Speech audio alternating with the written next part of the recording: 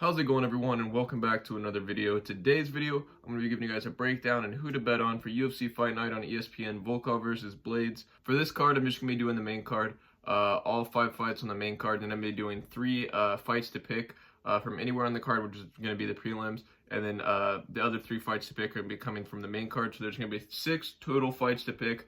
I'll throw a flyer up on my Instagram. If I can post it on YouTube, I'll post it as well. For every event that I can, I'm going to be giving you guys 6 fighters, who to bet on, an outcome to bet on, the odds, all that stuff. Basically, because I know DraftKings and a lot of other betting sites, they have it where you have like a certain amount of money and you pick 6 fighters and place bets within those 6 fighters. Basically, I'm going to be doing that as well, just giving you guys 6 fighters to bet on.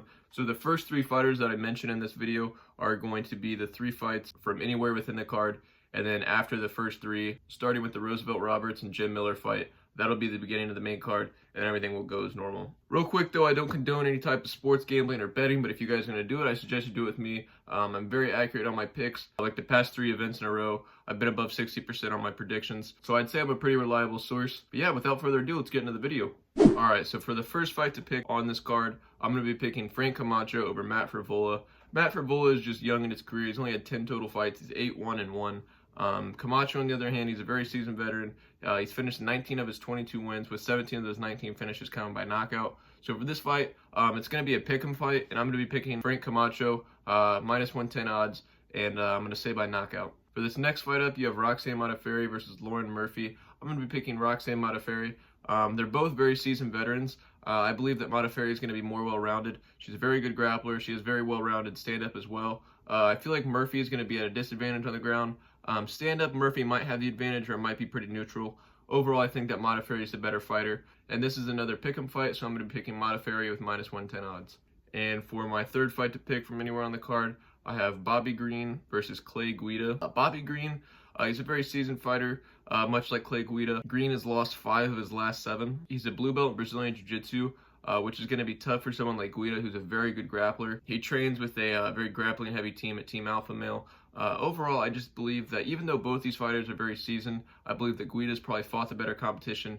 He's a former WEC champion, and I believe that he's just going to take Green down on the ground. I think he's going to wear him out, and I believe he's going to sub him.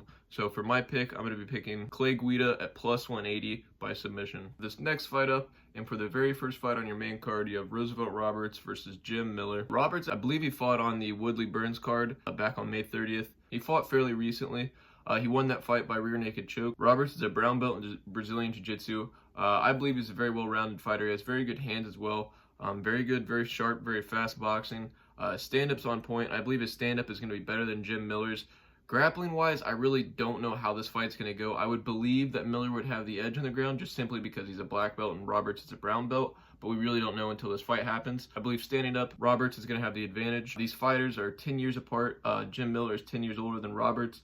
Roberts is going to be the bigger fighter. He stands 6 feet 1 inch tall. Jim Miller is 5'8". Roberts is also going to have a 2-inch reach advantage. For this fight, I'm going to be picking the minus 230 favorite in Roosevelt Roberts. I believe his size, his speed, and his overall stand-up is going to be too much for Miller, so my pick is going to be with the minus 230 favorite in Roosevelt Roberts. For this next fight up, you have Bilal Muhammad versus Lyman Good. Muhammad, he's definitely fought the better competition. He's been on a 2-fight win streak recently. He's only finished 5 of his 16 wins though. Good, on the other hand, he's finished 14 of his 21 wins. He's also going to have the reach advantage by 2 inches, and he also has more career KOs than Bilal Muhammad, which I believe is important because he has the reach advantage and the overall size advantage. I really think this fight could go either way. Personally, for this fight, I'm going to be picking the plus 125 underdog and Lyman Good. For this next fight up on the main card, you have Raquel Pennington versus Marion Renault. Pennington, I think overall she's fought the better competition. She's a former title challenger, faced Nunes for the bantamweight title back in 2018. She has very good sharp boxing, heavy hands. Renault, on the other hand,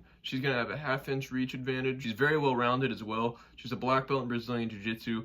Has very good Muay Thai as well. Although Pennington is the more experienced fighter, Renault is actually 11 years older than Pennington, and Renault has finished 8 of her 9 wins, with 5 of those coming by knockout. For this fight, I'm going to be picking Marion Renault, who's the plus 115 underdog. This fight really can go either way as well, much like the previous one, but I just believe that Renault, I believe that her well-roundedness is going to be a bit much for Pennington, so my pick is going to be with Marion Renault. For this next fight up, you have a featherweight bout between Shane Burgos and Josh Emmett. Emmett, who has won 4 of his last 5, He's a very good grappler, former college grappler. He also won a no-gi world championship at the blue belt level. He is the number 9 ranked featherweight right now. Burgos, on the other hand, is going to have a 5.5-inch reach advantage. He's finished 10 of his 13 wins. He's been on a 3-fight win streak as of recently. I've watched Burgos fight a couple times. There's something about him that just tells me he's a real deal.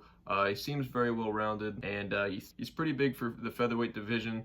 So for this fight, I'm going to be picking Shane Burgos, who is the -135 favorite. For this next fight up, and for the main event on the evening, you have Curtis Blaydes versus Alexander Volkov. Blaydes has finished 10 of his 13 wins. He has very strong grappling.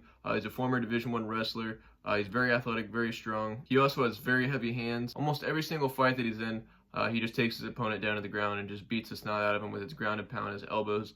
His only 2 losses have come to Francis Ngannou, which both of those have been knockouts, and Ngannou pretty much is going to knock out almost everyone. Volkov, on the other hand, he's going to be the bigger fighter. He's going to be 3 inches taller. He's going to have the 1-inch reach advantage. He's got very good stand-up, very good kickboxing, very good karate. He's finished 23 of his 31 wins.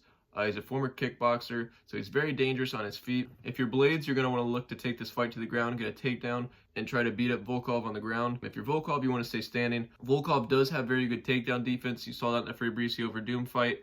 Stuffed a couple of his takedowns. I believe that Blaydes is going to be a lot stronger, a lot faster, and a lot more athletic than a lot of those shots that Verdum was taking. And I think he's going to have a lot more success than Verdum had. And for this fight, I'm going to be picking Curtis Blaydes, who is the -380 favorite. I hope you guys did enjoy this video, though. Let me know what you guys think in the comment section below, how you guys have done on previous fights that I've given you predictions for, who you guys think is going to win this weekend. If you guys have any ideas, suggestions for future videos that you want to see, please let me know in the comment section below. And until next time, I will catch you guys later.